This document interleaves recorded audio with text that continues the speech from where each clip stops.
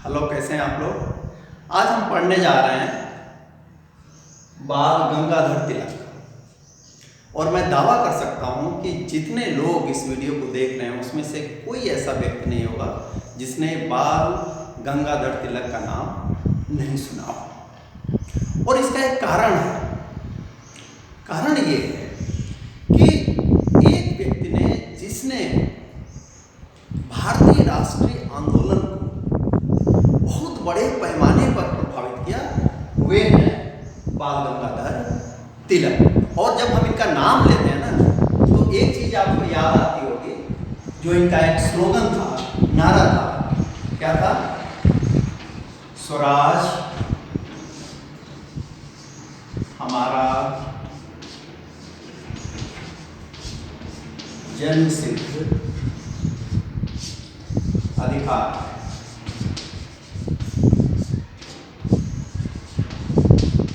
जन्मसिद्ध अधिकार है। यह नारा वैसे ही तिलक के साथ जुड़ा हुआ है जैसे कि सुभाष चंद्र बोस का वो नारा कि तुम मुझे खून दो, मैं तुझे आजादी दूंगा। और दोनों लोगों ने किसी न किसी नाम से, एक ने स्वराज के नाम से और दूसरे ने स्वतंत्रता के नाम से भारत की आजादी की बात की। इसमें भी एक चीज आप देखिए कि तिलक क्या कह रहे हैं। तिलक कह रहे हैं कि यह जो स्वराज है इसे मांग रहे हैं, तो अंग्रेज स्वराज देकर के कोई हमारे ऊपर एहसान करने वाले नहीं है। It's my birth right. उन्होंने क्या कहा? ये क्या है? बर्थ राइट है, यह हमारा अधिकार है, यह हमारा हक है, इसलिए हम मांग रहे हैं। और इसीलिए जब हम तिलक को पढ़ते हैं तो हमें ध्यान देना चाहिए कि इनकी जो महत्ता है तीन बातों के लिए। पहली चीज ये कि इन्होंने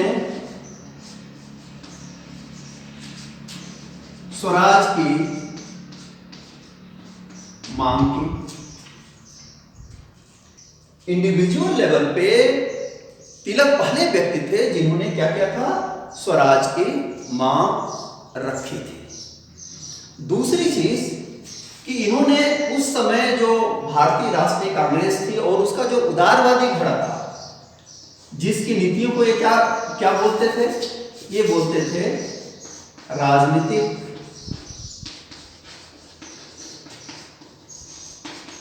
भिक्षा वृत्ति, इसका उन्होंने खंडन किया। गोखले से इनकी जो पूरी लड़ाई थी वह इसी बात की थी, तो उन्होंने बहुत आलोचना की। लेकिन एज ए होल इन्होंने उस पूरे राजनीतिक आंदोलन का विरोध किया जिसमें अंग्रेजों से निवेदन, प्रार्थना पत्र, पिटीशन लिखना, अपना लोगों का समूह लेकर के जाना और सहूलियत की मांग करना। ये जो भिक्षा मांगने, राजनीतिक सहूलियत की जो भिक्षा थी, तिलक ने कहा ये नहीं, हम भिक्षा नहीं मांगेंगे, हम जो मांग रहे हैं वह क्या है? वह हमारा अधिकार है। और सबसे बड़ी मांग क्या है? सबसे बड़ी मांग है स्वराज, यानी कि सेल्फ रूल। भारत पे भारत के लोग शासन करेंगे। और तीसरी चीज आपको याद रखनी चाहिए कि जो राष्ट्रीय आंदोलन है, संपूर्ण जो राष्ट्रीय आंदोलन है, जो स्वतंत्रता की लड़ाई लड़ी गई कांग्रेस के, स्पेशली कांग्रेस के बैनर तले, उसका जो वैचारिक आधार है, वैचारिक आधार वह तिलक से आता है। वैचारिक और सैद्धांतिक, जैसे जब आप देखेंगे यह स्वराज तो हो गया, स्वराज कहां से आ रहा है? तिलक से आ रहा है। स्वदेशी कहां से आ रहा है? तिलक से आ रहा है। बहिष्कार कहां से आ रहा है? तिलक से आ रहा है। असहयोग कहां से आ रहा है? तिलक से आ रहा है। मध्य निषेध कहां से आ रहा है? तिलक से आ रहा है। कर न देना कहां से आ रहा है? तिलक से आ रहा है। इन जनरल वे में जब मैं गांधी और तिलक को पढ़ता हूं तो मैं कहता हूं कि यदि गांधी के पूरे राजनीतिक जो उन्होंने लड़ाई लड़ी उसमें अनशन को हटा दिया गया, तिलक ने अनशन कभी नहीं किया ना अनशन का समर्थन किया, अनशन को हटा दिया जाए तो बाकी जो बचता है वह क्या है, वह बाल गंगाधर तिलक का वैचारिक दर्शन है, राष्ट्रवादी दर्शन है, जिसको लेकर के हम आगे बढ़े और हमने आज़ादी हासिल की। और यही कारण है कि जब तिलक की डेथ होती है तो बहुत से लोगों ने श्रद्धांजलियाँ दी, बहुत से लोग उदास हुए, लेकिन एक विवरण ये आता है कि महात्मा गांधी जो कि गोखले के शिष्य थे, लेकिन कितना सम्मान था और कितना बड़ा स्टेचर तिलक का था, उस दिन ये रात भर गांधी जी दीपक जला करके जलते रहे और उन्होंने कहा था कि क्या हो गया, मरने पर शेर की आवाज शांत हो गई। वॉइस ऑफ लायन था, किसने, गांधी ने कहा, शेर की आवाज शांत हो गई। उन्होंने इनको मेकर ऑफ मॉडर्न इंडिया भी कहा, आधुनिक भारत का निर्माता गांधी ने इनको कहा। और एक साल बाद, इनकी डेथ के एक साल बाद उन्होंने एक कोष भी स्थापित किया था असहयोग आंदोलन में फाइनेंशियल वित्तीय आवश्यकताओं को पूरी करने के लिए, जिसका नाम था तिलक स्वराज कोष। कब? 1921 में। किसने स्थापित किया था? गांधी। देखिए, गांधी तिलक के नाम से कोष स्थापित कर रहे हैं और करोड़ों रुपए इसमें आए जो नेशनल मूवमेंट को चलाने के लिए उस समय जरूरी थे। तो ये वह चीज है जिसके कारण इनको भारतीय राष्ट्रवाद का पिता भी कहा जाता है। लेकिन सबसे पहले हमें ये जानना होगा कि उस पृष्ठभूमि को समझना होगा, इनके जीवन को समझना होगा, जहां से कि तिलक बनते हैं। तो आइए हम देखते हैं इनके जीवन को। यहाँ पे आपको याद रखना होगा कि 23 जुलाई 1856 को चिखली, रत्नागिरी जो कहाँ है, महाराष्ट्र में, वहाँ इनका जन्म होता है। चिखली याद करने के लिए बड़ा आसान है, चिकल गांव भी इसको बोलते हैं। जो डूंगरपुर राजस्थान के लोग हैं, डूंगरपुर में भी चिखली एक तहसील है, तो ये बड़े आराम से याद हो जाएगा। और दूसरी ये डेट याद कीजिए कि भारत का जो प्रथम स्वतंत्रता संग्राम शुरू होता है मई 1857 में, उससे लगभग एक साल पहले इनका जन्म हुआ था। इनके जो पिता थे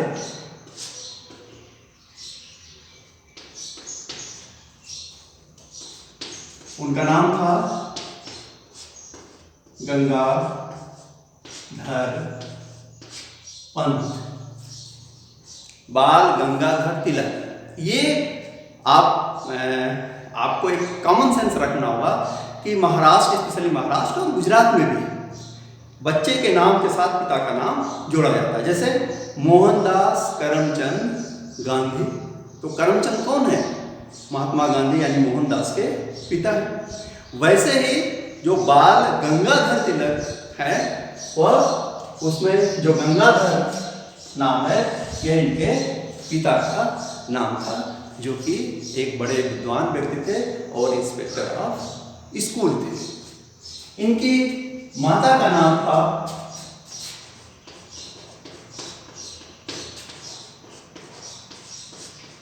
पार्वती देवी, और इनका विवाह जो हुआ था 1871 में इनकी शादी हुई। इसके साथ तापी तापी बाई के साथ 1871 में इनकी शादी हुई। तब जो तिलक की एज थी वह थी 15 और जो तापी की एज थी वह थी 11 वर्ष। लेकिन शादी के बाद इनके नाम को बदला जाता है और नया नाम जो परिवार का मिलता है सत्यभामा तिलक। तिलक से सरनेम है तो आएगा ही आएगा। इससे इनके 3 पुत्र और 1 पुत्री भी हुई। जो सबसे बड़े पुत्र थे वे थे रामभाऊ बलवंतराव तिलक। जो दूसरे पुत्र थे वे थे विश्वनाथ बलवंतराव तिलक और तीसरे थे श्रीधर बलवंतराव तिलक। अब ये बार बार मैं बलवंत कर रहा हूं, ये क्या है? बीजी तिलक। बीजी तिलक में जो बी है वह बाल के लिए नहीं है, बलवंत के लिए। एक्चुअली हुआ है कि जब इनका जन्म हुआ तो इनकी माता जी इनको प्रेम से क्या कहती थी? बाल कहती थी। बाल से ही बालक बना। फिर इनका नाम इनके परदादा के नाम पे केशव रखा गया। लेकिन जब नामकरण हुआ तो इनका नाम बलवंत रखा गया, बलवंत राव। लेकिन बाल बाल लाल ये जो इसमें टिकड़ी थी उसमें बाल नाम इतना प्रसिद्ध हुआ कि इनका नाम ही क्या हो गया? बाल गंगाधर तिलक हो गया। और बाद में उसमें एक और उपाधि जुड़ी, लोकमान्य। लोक का मतलब होता है जनता, मान्य का मतलब होता है मानना या एक्सेप्ट करना। यानी ये ऐसे लीडर थे जिनको जनता ने एक्सेप्ट किया। जनता के दिलों में निवासी। इनका कोई पारिवारिक पृष्ठभूमि नहीं थी, किसी राजनीतिक पृष्ठभूमि से नहीं आते थे जो आजकल भारतीय लोकतंत्र और भारतीय राजनीति में हो रहा है। बिहार में खानदान है, यूपी में खानदान है, ये चीज नहीं थी। ये जो भी बने वे अपनी सोच समझ बुद्धि और विवेक से बने। अगली जो बात आती है वह है शिक्षा की, एजुकेशन। और यहां एक चीज जानिए कि तिलक ने बहुत जल्दी ये महसूस कर लिया था कि जो मैकाले की शिक्षा प्रणाली है वह भारत का नैतिक पतन कर रही है, बौद्धिक पतन कर रही है, वह कलंक पैदा कर रही है। शिक्षा को क्या होना चाहिए? इन्होंने कहा कि शिक्षा जो है मातृभूमि की जरूरतों के हिसाब से होनी चाहिए। जो अंग्रेजी शिक्षा है वह अंग्रेजों के हितों के अनुरूप है। हमें अपने हितों के अनुरूप काम करना चाहिए। और इसीलिए ये बाद में जाकर के राष्ट्रीय शिक्षा, नेशनल एजुकेशन पे बहुत ज़्यादा बल देते हैं, जिसे गांधी और नेशनल मूवमेंट ने बाद में एक्सेप्ट किया। लेकिन अभी हम इनकी शिक्षा की बात करते हैं। तो इनकी शुरुआत हुई थी पूना मराठी स्कूल से। पूना मराठी स्कूल से इनकी शुरुआत हुई थी। इसके बाद ये दक्कन कॉलेज में आए। यहां से इन्होंने क्या किया? बीए किया और सब्जेक्ट क्या थी? गणित। और दूसरी सब्जेक्ट थी संस्कृत।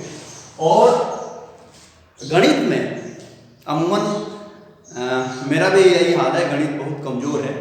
और सामान्यतः लोगों की जैसे संस्कृत भी कमज़ोर होती है, अंग्रेजी भी कमज़ोर होती है और गणित भी कमज़ोर होती है। लेकिन तिलक की मैथमेटिक्स इनके बचपन से ही बहुत मजबूत थी। उसका एक किस्सा सुना करके मैं आगे बढ़ता हूँ। जब ये स्कूल में थे, प्राइमरी लेवल पे थे, तो एक दिन की बात है, टीचर अरिथमेटिक पढ़ा रहे थे, अंकगणित पढ़ा रहे थे, और उन्होंने एक सवाल पूछा कि 5 बकरी हैं जो किसी चारागाह को 28 दिन में क्या करती हैं, खत्म कर देती हैं, चर लेती हैं उस घास को, तो कितनी बकरी होंगी, तो 20 दिन में वह चारागाह को खा डालेंगे। इससे पहले कि उनका क्वेश्चन जैसे ही पूरा हुआ, इन्होंने आंसर दे दिया कि 7 टीचर आचार्य के प्राइमरी लेवल का बच्चा। तो उन्होंने कहा कि बलवंत, क्या तुमने नोटबुक पे, कॉपी पे लगाया है इसको? तो मालूम है तिलक ने ये नहीं कहा कि नहीं सर, नहीं सर। उन्होंने जो इनकी जीवनी में आता है, उन्होंने कहा, इशारा किया, कनपटी पे उंगली करके, इससे दिमाग। और बाद में जब ये मैथमेटिक्स के टीचर बनते हैं, तब भी ये चाक का इस्तेमाल लगभग नहीं करते थे। इनकी कैलकुलेशन दिमाग में इतनी फास्ट थी, आप कह सकते हैं कि ये उस समय एक प्रकार से ह्यूमन कंप्यूटर थे, जो मैथमेटिक्स के जो भी स्टेप होते थे वे दिमाग में कैलकुलेट कर लेते थे, और वैसे ही पढ़ाते थे जैसे हम दूसरे साहित्यिक या ह्यूमैनिटीज को पढ़ाते हैं। तो इन्होंने बीए किया, और उसके बाद government college, government law college जो मुंबई यूनिवर्सिटी से जुड़ा हुआ था, उसमें बॉम्बे था, वहाँ से इन्होंने क्या किया, LLB किया। तो ये BA LLB थे। बाद में इन्होंने MA में एडमिशन लिया, लेकिन ये उस MA के पढ़ाई को कंप्लीट नहीं कर पाए। मैंने कहा था कि तिलक ये जो गुलामी थी, इससे दुखित थे, पीड़ित थे, और उस गुलामी को, उस आज़ादी को, इस गुलामी को वो दूर करना चाहते थे, आज़ादी को हासिल करना चाहते थे, जो उनके शब्दों में क्या है, स्वराज है। लेकिन स्वराज की प्राप्ति के लिए जरूरी ये था, 2 चीजें जरूरी थी स्वराज के लिए, कि एक तो जनता को जागरूक किया जाए, और दूसरे उनको एकता बद्ध किया जाए। जागरूकता के लिए क्या जरूरत थी, उनको शिक्षित करने की जरूरत है। सबसे पहले पढ़ाई जरूरी है, तभी आपको कुछ समझाया जा सकता है। तो इस कारण से जैसे ही ये यहाँ ये 1879 में इनको डिग्री मिली थी, तो 1 जनवरी 1880 को ये अपने 4 अन्य मित्रों के साथ मिलकर के एक स्कूल खोलते हैं, न्यू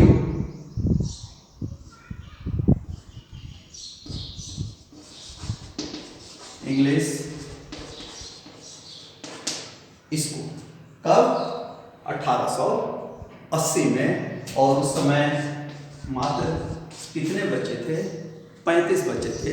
लेकिन 3 साल के अंत में ये स्ट्रेंथ बढ़ करके 550 से ज़्यादा हो गई, और 1882 में हंटर कमेटी आती है।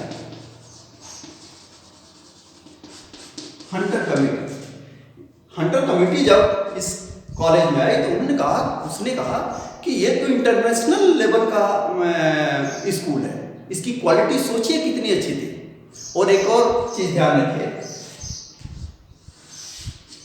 इसको हम क्या कर रहे हैं, हंटर कमेटी, हंटर समिति। ये अक्सर पूछा जाता है। एक हंटर कमीशन भी बना था जलियांवाला हत्या कांड के बाद। ये पूछा जाता है कि हंटर कमेटी का संबंध किससे था? तो किससे था? एजुकेशन से था। और हंटर कमीशन किससे जुड़ा हुआ था? वह जलियांवाले हत्याकांड कांड से। तो हंटर कमेटी आई 82 में। फिर इन लोगों ने 1884 में दक्कन एजुकेशन सोसाइटी, इसकी स्थापना की 1885 में। जब इंडियन नेशनल कांग्रेस बन रही है तो ये फर्ग्यूसन कॉलेज इन्होंने स्थापित किया। लेकिन 1890 में ये क्या हुआ, इन्होंने त्याग पत्र दे दिया। किससे? दक्कन एजुकेशन सोसाइटी से। क्यों? क्योंकि इनके जो ये मित्र थे जीजी आगरकर, जो न्यू इंग्लिश स्कूल के संस्थापकों में थे, उनसे मतभेद हो गया तो ये सोसाइटी से अलग हो। दक्कन एजुकेशन सोसाइटी से अलग हो तो गए, लेकिन उसके बाद इन्होंने दो और काम किए जिसकी चर्चा करना जरूरी है। एक तो पत्रकारिता वाला पोषण। इन्होंने 1881 में दो अखबार या पत्रिकाएं निकालने की कोशिश की।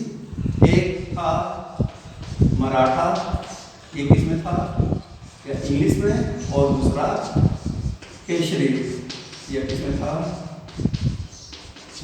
मराठा इंग्लिश में और केसरी मराठा। इसके द्वारा इन्होंने क्या किया, जो मैं कह रहा था कि लोगों में जागरूकता लाने की कोशिश की, स्पेशली मिडिल क्लास में, मध्यम वर्ग में। और इन्होंने दो उत्सव शुरू किए। एक गणेश उत्सव 1893 में, और दूसरा शिवाजी उत्सव कब, 1895। अब तक जो इंडियन नेशनल मूवमेंट था, W.C. बनर्जी से लेकर के आप रामाडे या बदरुद्दीन तैयब जी, दादा भाई नौरोजी, जिनको देखें, ये क्या था, अपर क्लास था समाज का, अंग्रेजी शिक्षा से निकला हुआ वर्ग था। तिलक ने यह महसूस किया कि नहीं, उससे काम नहीं चलेगा, इसके साथ, नेशनल मूवमेंट के साथ हमें मिडिल क्लास को यानी मध्यम वर्ग को जोड़ना है और प्लस आम जनता को जोड़ना है। मिडिल क्लास यानी पढ़ा लिखा वर्ग, जो नीचे वाला तबका है, तो उनको ब्रिटिश सरकार की कमियों को बताना पड़ेगा, और इसके लिए उन्होंने मराठा और केसरी निकाला। लेकिन उससे काम नहीं चलना था। जो मैंने कहा कि लोगों को इकट्ठा करना है, एकताबद्ध करना है, आम लोगों को जोड़ना है, तो उन्होंने गणेश उत्सव और शिवाजी उत्सव शुरू किए। महाराष्ट्र में शिवाजी नायक माने जाते हैं। क्यों? क्योंकि इन्होंने लड़ाई की, मुगलों के खिलाफ कभी सरेंडर नहीं किया, ये लड़ते रहे, अपने स्वराज के लिए लड़ते रहे।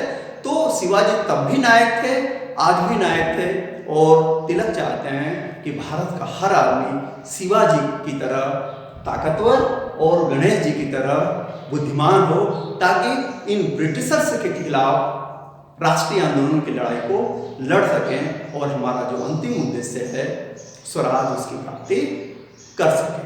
अभी तिलक के बारे में और भी कई चीजें हैं, लेकिन वीडियो बहुत लंबा हो जाएगा, इसलिए हम उसको दूसरे पार्ट में देखेंगे। तो देखते रहिए, पढ़ते रहिए, और अच्छा लगे तो सब्सक्राइब कीजिए। Thank you.